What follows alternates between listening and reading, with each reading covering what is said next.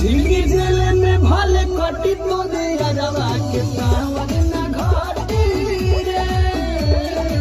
जिंदगी जेल में भले कटी तो दे अजवा के सावन ना घाटी रे। सबे दहशत हमार जानेला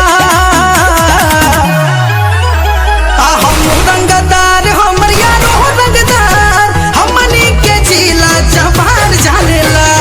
हम दुश्मन के दुश्मन हाई यादन के यार हो दिलवा के सच्चा हाई जानेला जवार हो। छोड़ जे मुकरा के कई दिल छोटा पंजा जे पर खोली खोली खोली। मनोहर, क्या है ये? तू जेल से भागा? नहीं, 4 धाम की यात्रा करके लौटा हूं।